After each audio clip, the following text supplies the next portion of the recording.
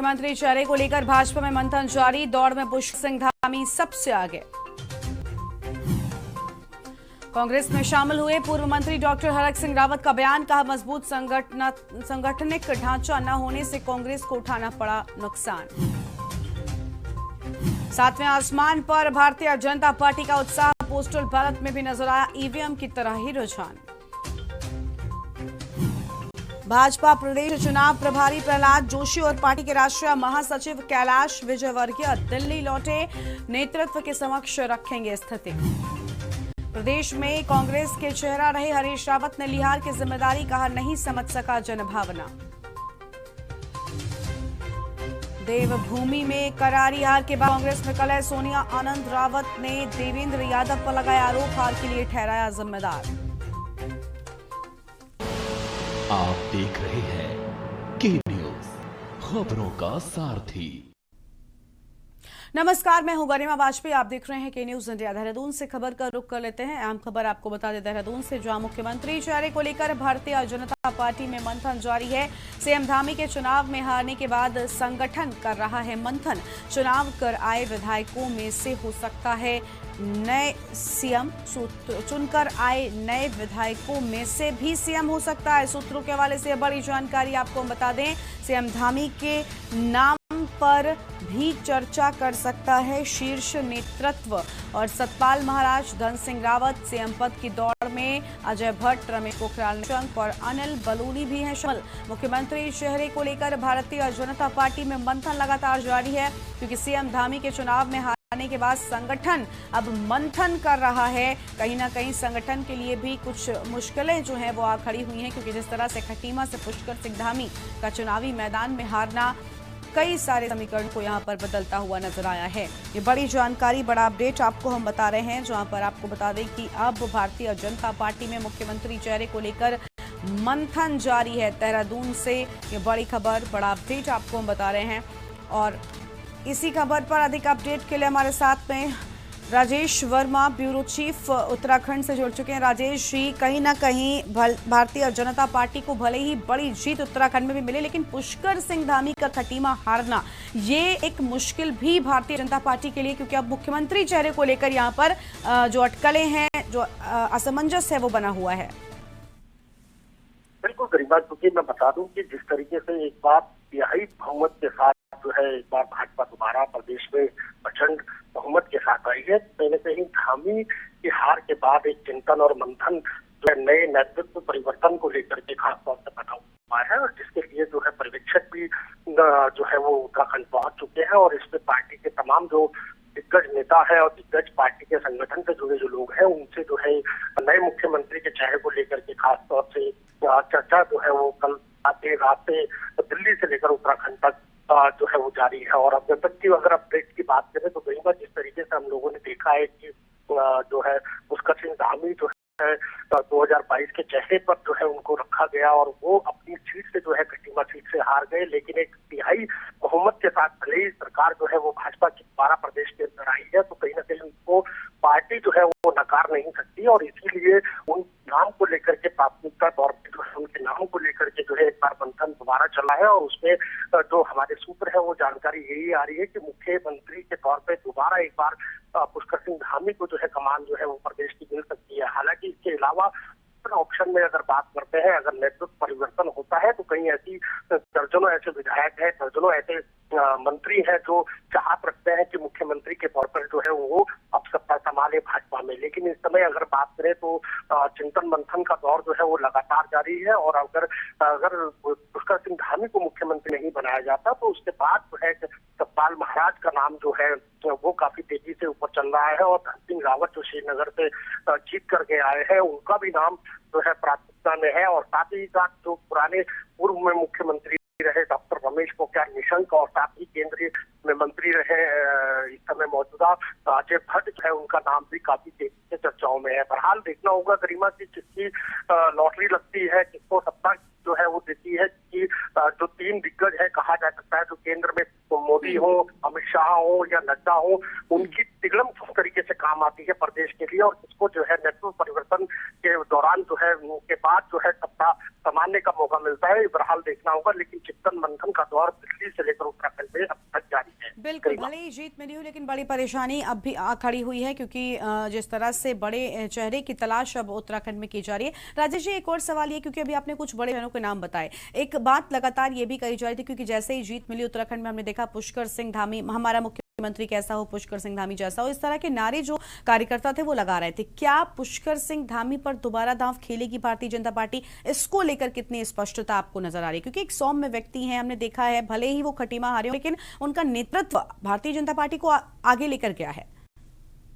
बिल्कुल गरिमा, क्योंकि इसमें एक बात और भी आप मेंशन करती है, क्योंकि ज्यादा समय जो है पुष्कर सिंह धामी को सत्ता संभाले नहीं हुआ। उसके बाद हाल ही में जो चुनाव हुए हैं और उसमें रिजल्ट आप देख सकती हैं कि उत्तराखंड में जिस तरीके से 47-48 का बहुमत लेकर के दोबारा भाजपा आई है, तो कहीं ना कहीं एक बड़ा चेहरा और उनके चेहरे को लेकर के खासतौर से भाजपा ने इस बार चुनाव लड़ा था, क्योंकि युवा मुख्यमंत्री का दावा जो है हर बार भाजपा ने इस बार किया है पुष्कर सिंह धामी के आने के बाद। और उसके बाद आप देख सकते हैं कि जितनी भी जनसभा हुई, चाहे वो प्रधानमंत्री नरेंद्र मोदी की जनसभा हुई या अमित शाह आए या और भी जो बड़े नेता जो है केंद्र से आए, तो वो हमेशा जो है पुष्कर सिंह धामी की सभा गई। तो ये कहा जा सकता है कि मुख्यमंत्री के तौर पे एक बार मंथन जो है दोबारा पुष्कर सिंह धामी के नाम को लेकर के बिल्कुल चल रहा है। बिल्कुल राजेश जी, आने वाले वक्त के साथ में तस्वीर साफ हो जाएगी। बहुत बहुत शुक्रिया आपका हमारे साथ जुड़ने के लिए, अधिक अपडेट हमारे दर्शकों तक पहुंचाने के लिए। तो चुनकर विधायकों में से भी नए सीएम हो सकते हैं, सूत्रों के हवाले से बड़ी जानकारी आपको बता रहे हैं, और सीएम धामी के नाम पर भी चर्चा हो रही है सूत्रों के हवाले से। ये भी बड़ा अपडेट आप तक हम देहरादून से पहुंचा रहे हैं। और इसी बीच उत्तर प्रदेश के डिप्टी सीएम दिनेश शर्मा क्या कुछ कह रहे हैं वो भी आपको सुनाते हैं। इसमें सबसे अग्रणी राज्य बना है और इसको हम लोगों ने सीधे रोजगार से जोड़ा है पाठ्यक्रम को, और नए नए पाठ्यक्रम हैं, नए नए प्रयोजन हैं उसमें जोड़े गए हैं। स्टार्टअप्स के लिए बहुत बड़ा फंड पहले ही हमारे बजट में आया है, और इक्विप्ड करने का एक जरूरत है कि लोगों को मोबाइल टैबलेट्स उपलब्ध होके वो काम कर सके।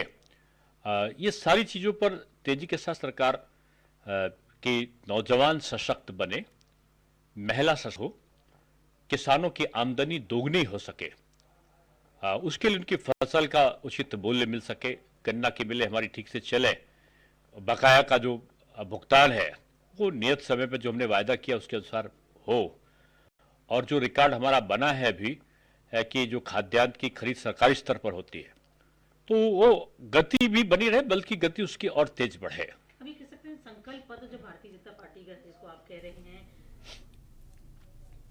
और अब सीधा आपको गुजरात लेकर चलते हैं, जहां पर प्रधानमंत्री नरेंद्र मोदी पहुंचे हुए और साथ ही साथ अमित शाह एक खास कार्यक्रम इस दौरान क्या कुछ कहना अपने संबोधन में वो भी सुन लेते हैं। The same. Let the candidates for degrees stand forward. I request candidates to please rise. I request all the candidates to please rise. I request all the graduating candidates to please rise at their respective places. I request all the candidates to say with me, do you sincerely promise and declare that if admitted to the degree for which you are candidates and for which you have been recommended, you will in your daily life and consideration conduct yourself as worthy members of this university?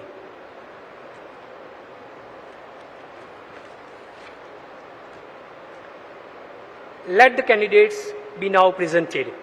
Sir, I have the honor to present to you the candidates for the degree of PhD, MPhil, Masters, PG Diploma, Bachelors and Diplomas whose names are set out in the list. They have been found qualified for the degree to which I pray they may be admitted. By virtue of the authority vested in me as the Vice Chancellor of the Rashtriya Aksa University, I admit you as also the candidates in absentia to the degrees of PhD, MPhil, Masters, PG Diploma, Bachelors and Diploma in this university.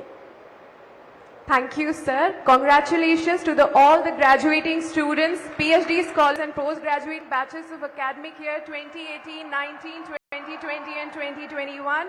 We all are very proud of you. Huge round of applause for the graduating students. May I request all the students to kindly be seated. We will now present the degree certificates to the Doctor of Philosophy awardees and announce the medals for students of RRU on their academic achievements. The presentation of degree certificates and award of gold medal by Honorable Prime Minister of India will commence. The awardees of the Doctor of Philosophy are तो राष्ट्रीय रक्षा university के दीक्षांत समारोह में प्रधानमंत्री नरेंद्र मोदी और साथ ही साथ गृह मंत्री अमित शाह पहुंचे हुए हैं और काफी उत्साहित इस दौरान यहाँ पर मौजूद लोग नजर आए हैं। अब रुक करते हैं उत्तराखंड की खबरों की ओर। खबर है देहरादून से, जहां पूर्व सीएम हरीश रावत का हरिद्वार दौरा। हरिद्वार की जनता को करेंगे धन्यवाद। बेटी अनुपमा की जीत के लिए जताएंगे आभार। अपने ट्विटर हैंडल पर ट्वीट कर उन्होंने इस बात की जानकारी दी है। यह अहम जानकारी आपको हम बता दें, जहां पर हरीश रावत की बेटी है अनुपमा रावत, चुनावी मैदान में उन्हें जीत मिली है और अनुपमा रावत की जीत के लिए आभार जताने के लिए हरिद्वार पहुंच रहे हैं उत्तराखंड के पूर्व मुख्यमंत्री रहे हरीश रावत। अपने ट्विटर हैंडल पर ट्वीट कर इस तरह की जानकारी उनकी ओर से दी गई है। ट्वीट भी आपको हम लगातार दिखा रहे हैं, जहां पर पूर्व सीएम हरीश रावत का हरिद्वार दौरा है और बेटी को जीत दिलाई जनता ने, इसका धन्यवाद अदा करने के लिए हरिद्वार के दौरे पर पहुंच रहे हैं। हरिद्वार की जनता जनार्दन को धन्यवाद देने के लिए पहुंचूंगा। ये तस्वीरें ट्वीट की आपके टीवी स्क्रीन पर आपको हम लगातार दिखा रहे हैं, जहां मां गंगा जी के माध्यम से हरिद्वार की जनता जनार्दन को धन्यवाद दूंगा। तो हरीश रावत की बेटी अनुपमा रावत चुनावी मैदान में जीत हासिल की और जिसके बाद अब उसी जीत के लिए जनता जनार्दन को धन्यवाद देने के लिए हरीश रावत हरिद्वार पहुंचेंगे। यह अहम जानकारी उनकी ओर से ट्वीट कर खुद दी गई है और लगातार ये ट्वीट भी आपको हम दिखा रहे हैं, जहां पर हरीश रावत ने ट्वीट कर ये बड़ी बातें कही और साथ ही साथ ये जानकारी दी कि वो हरिद्वार पहुंचेंगे और बेटी को जीत दिलाने के लिए चुनावी मैदान में जनता का धन्यवाद भी अदा करेंगे।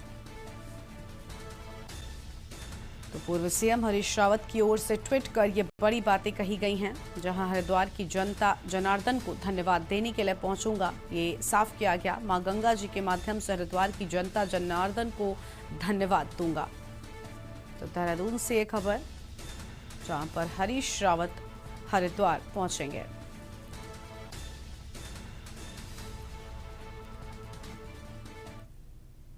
और अगली खबर पौड़ी से है, जहां प्रदेश के अस्पतालों में मरीज डॉक्टरों के अभाव में दम तोड़ देते हैं, लेकिन सरकारी मेडिकल कॉलेज से एमबीबीएस करने के बाद डॉक्टर अपने बॉन्ड्स का पालन नहीं कर रहे। ताजा मामला मेडिकल कॉलेज श्रीनगर का है। यहां 12 डॉक्टरों ने अभी तक किसी भी सरकारी अस्पताल में अपनी सेवाएं नहीं दी हैं। उन्हें अब चिकित्सा शिक्षा विभाग ढूंढ रहा है, इसलिए संबंधित जिलाधिकारी को पत्र भी भेजा गया और इसकी खोजबीन करने के आदेश भी जारी कर दिए गए हैं। साथ ही इन अस्पतालों में ज्वाइनिंग करने के आदेश जारी किए गए। दरअसल चिकित्सा शिक्षा विभाग ने मेडिकल कॉलेज श्रीनगर के 75 ऐसे डॉक्टरों की सूची जारी की है जिन्होंने प्रदेश के किसी भी सीएससी सेंटर में अपनी ज्वाइनिंग नहीं दी है और गायब हैं। ऐसे में इन डॉक्टरों की खोजबीन अब शुरू की जा रही है। ऐसा है कि हमारे पास जो है डीजी हेल्थ से सूचना आई थी 2020 में कि 75 डॉक्टर आपके यहाँ से जो है गायब चल रहे हैं, जिनको हमने दिया या तो उन्हें ज्वाइन नहीं किया। ये कि हम लोगों ने जो है पहले तो उनको पत्र भेजा, पत्र के बाद जो है हमने दैनिक जो हमारे राष्ट्रीय पेपर है उनके माध्यम से हमने इनकी पूरी लिस्ट निकाली थी। उसके बाद कई लोगों ने ज्वाइन कर लिया था, कई लोग पीजी करने चले गए थे। तो फिर एक लिस्ट हमारे पास बची थी जिसमें 20 बच्चों का पता नहीं चल पा रहा था। उन 20 बच्चों को फिर हमने जो है मार्च 2021 में हमने जो है संबंधित डीएम के माध्यम से उनको वसूली के लिए हमने पत्र भेजा था, जिनमें से हमारे करीब 2 विद्यार्थियों ने 2008 बैच के डॉक्टर प्रतिभा सिंह और डॉक्टर चित्तार बिष्ट द्वारा जो है 33,24,367 रुपये जमा करके बॉन्ड से मुक्त हो गए हैं। दूसरी 2009 बैच की जो है डॉक्टर वर्षा पवार थी, उन्होंने डीजी हेल्थ में ज्वाइनिंग दे दी है। और सीमांत जिले चमोली के बद्रीनाथ सीट से विजयी होकर आगे बढ़े। आपको बता दें कि सीमांत जिले चमोली से बद्रीनाथ सीट से विजयी होकर विधायक चुने गए एकमात्र कांग्रेसी राजेंद्र भंडारी ने अपने गृह नगर पोखरी पहुंचकर नागरिकों का शुक्रिया अदा किया है। राजेंद्र भंडारी पूर्व में भाजपा सरकार व कांग्रेस सरकार में कैबिनेट मंत्री रह चुके हैं। उन्होंने कहा कि उनकी विजय कार्यकर्ताओं की जीत है। साथ ही उन्होंने कहा कि अगर सभी वरिष्ठ नेता विजय होकर विधानसभा पहुंचते हैं तो उनको ज्यादा खुशी होती है। उन्होंने कहा कि वो मजदूर, किसान, कर्मचारियों की आवाज को विधानसभा में बुलंद तरीके से उठाएंगे। किसी के साथ भी वो अन्याय नहीं होने देंगे।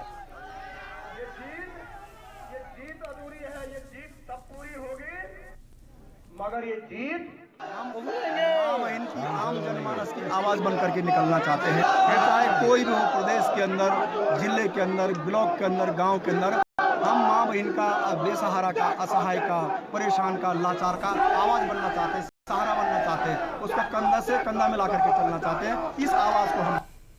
और अगली खबर बेरीनाग से है, जहां गंगोलीहाट विधानसभा से भाजपा नवनिर्वाचित विधायक फकीर राम विधायक बनने के बाद गृह क्षेत्र बेरीनाग में पहुंचने पर भाजपा कार्यकर्ताओं ने फकीर राम टमटा का फूलमालाओं के साथ में जोरदार स्वागत किया है। तो वहीं इस दौरान फकीर राम टमटा ने जनता को धन्यवाद दिया और अभिवादन स्वीकार किया है। और जीत के लिए गंगोलीहाट की समस्त जनता और भाजपा कार्यकर्ताओं को कहा कि गंगोलीहाट के गाँव-गाँव का अब विकास किया जाएगा। देवतुल्य कार्यकर्ता भाइयों की, बहनों की जीत है, नौजवान साथियों की जीत। ये जीत केंद्र में आदरणीय मोदी जी की जीत है। ये जीत प्रदेश में मुख्यमंत्री पुष्कर धामी जी की जीत है। गंगोलीहाट विधानसभा में जो चीजें होंगी, जिसकी आवश्यकता पड़ेगी उसको करेंगे। और खबर रानीखेत से, जहां पर विधानसभा से भाजपा के प्रमोद नैनवाल जीत हासिल करने के बाद में रानीखेत पहुंचे हैं और जहां भाजपा कार्यकर्ताओं ने ढोल बजाकर फूलमालाओं से उनका भव्य स्वागत किया। अपनी जीत के साथ ही उन्होंने रानीखेत का मिथक भी तोड़ दिया। वहीं आपको बता दें कि रानीखेत का एक मिथक था कि रानीखेत में जिस पार्टी का विधायक जीतता था उसकी सरकार नहीं बनती थी, लेकिन इस बार रानीखेत से विधायक भी भाजपा का और सरकार भी भाजपा की ही बनने जा रही है। तो वहीं प्रमोद नैनवाल ने कहा कि क्षेत्र की जनता ने मुझ पर विश्वास जताया, तो मैं वादा करता हूं कि क्षेत्र के विकास में अब कोई भी कमी नहीं आने दूंगा। मैं अपने क्षेत्र की जनता ने हमारे विषय, हमारी माताओं, बहनों, नौजवानों और बुजुर्गों ने जो मुझ पर विश्वास जताया है, ये वादा करता हूं कि मैं क्षेत्र के विकास में किसी प्रकार की कमी नहीं आने दूंगा। जन भावनाओं के अनुरूप काम करूंगा और पूरी ताकत के साथ जनता की सेवा में लगा रहूंगा। भारतीय जनता पार्टी हमेशा छोटे राज्यों और छोटे जिलों के पक्षधर है। मैं छोटे जिलों के पक्षधर मैं भी हूं। मैं भी चाहता हूं कि छोटे जिले बने और जिससे कि विकास का विकेंद्रीकरण हो, गांव स्तर पर विकास पहुंचे। और अगली खबर देहरादून से, जहां उत्तराखंड में एक बार फिर से भारतीय जनता पार्टी 2/3 मतों के साथ वापसी करने जा रही है। हालांकि भारतीय जनता पार्टी का 60 का लक्ष्य नहीं हुआ, लेकिन 47 सीटों के साथ भारतीय जनता पार्टी ने कांग्रेस को पटखनी दी है। ऐसे में भाजपा ने कांग्रेस पर जोरदार हमला बोला। साल 2017 के विधानसभा चुनाव की तुलना में उत्तराखंड में इस बार कांग्रेस के खाते में 19 सीटें ही आई, लेकिन इस बार भी कांग्रेस भाजपा से सत्ता छीन नहीं पाई। वहीं कांग्रेस का कहना है कि जनता जनार्दन का जो फैसला है वो ही सर्वोपरि है।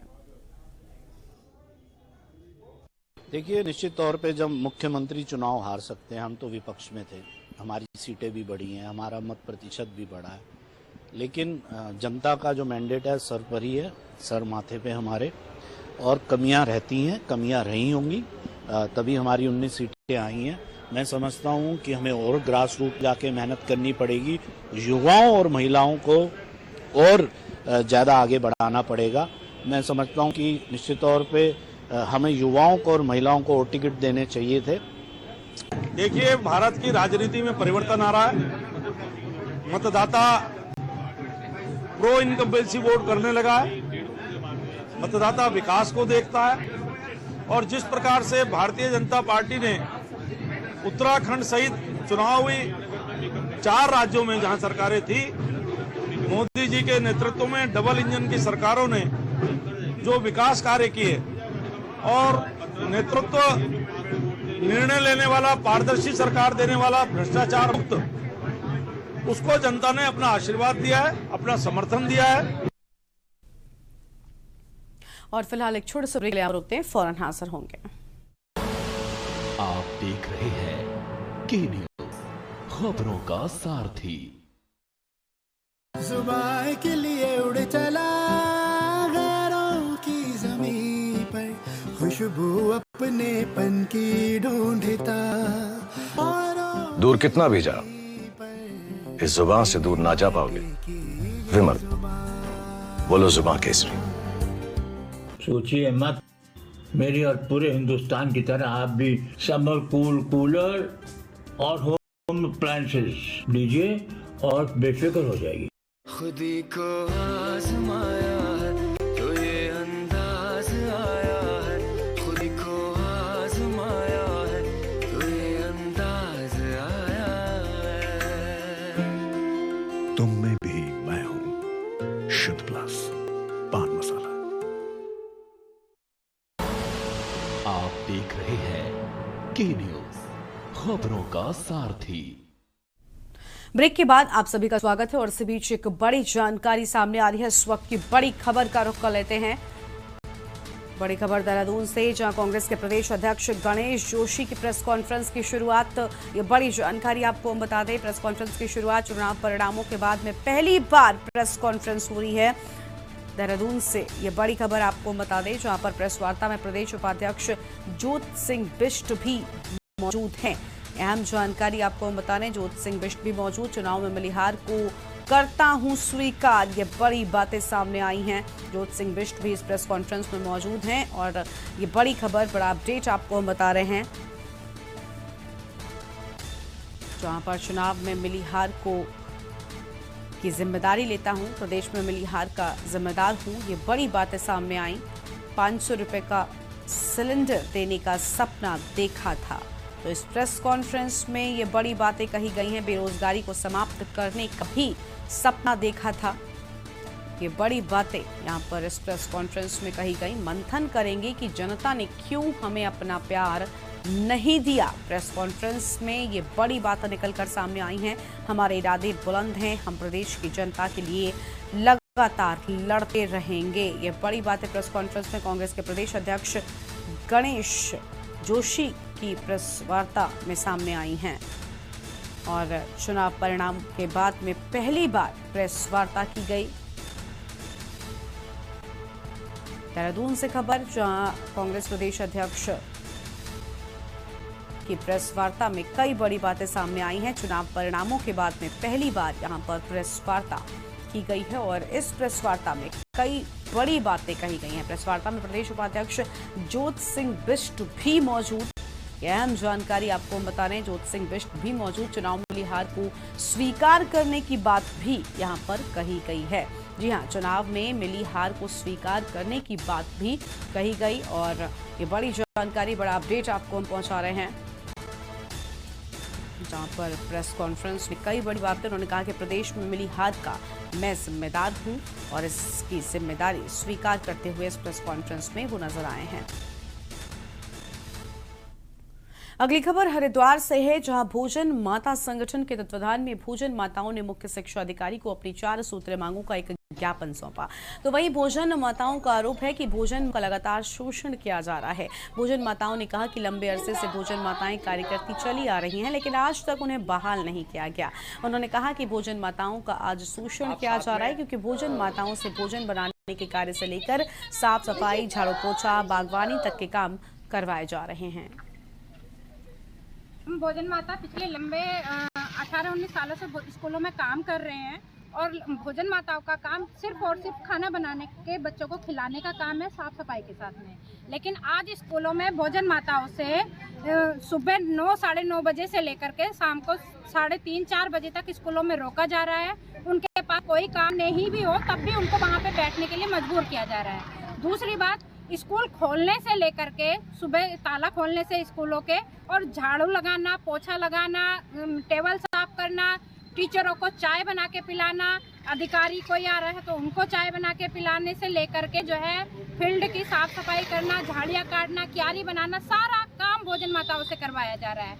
उसके बावजूद भी अगर किसी भी काम के लिए भोजन माता मना करती है कि हम ये काम नहीं करेंगे, ये हमारे जीओ में नहीं लिखा हुआ है, तो स्पष्ट कहा जा रहा है कि अगर आप ये काम नहीं करेंगे तो हम आपको निकाल देंगे। तो ये जो धमकी दी जा रही है, इसके चलते भोजन माताएं बहुत मानसिक उत्पीड़न झेल रही हैं। और अब आपको सीधा गुजरात लेकर चलते हैं, जहां पर राष्ट्रीय रक्षा विश्वविद्यालय के दीक्षांत समारोह प्रधानमंत्री पहुंचे हुए और इस दौरान क्या कुछ कह रहे हैं क्या हो रहा है उसका अध्ययन किया और सारी मशक्कत के बाद एक छोटा सा स्वरूप यहां गुजरात की धरती पर आकार लिया। हम देख रहे हैं कि अंग्रेजों के जमाने में देश में रक्षा का क्षेत्र था, उस समय सामान्य तौर पर एक व्यवस्था का हिस्सा था और अंग्रेज भी अपनी दुनिया चलती रहे इसलिए जरा दमखम वाले, लंबे चौड़े कद वाले, डंडा चलाएं तो सब दूर पता चल जाए कि वो क्या है, इस इरादे से लोगों को रिक्रूट करते थे।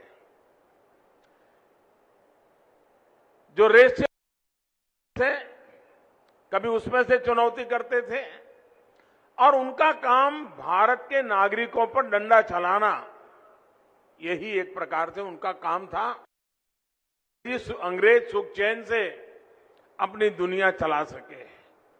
लेकिन आजादी के बाद उसमें बहुत रिफॉर्म्स की आवश्यकता थी, आमूलचूल परिवर्तन की आवश्यकता थी। लेकिन दुर्भाग्य से हमारे देश में उस दिशा में जितना काम होना चाहिए हम बहुत पीछे रह गए और उसके कारण आज भी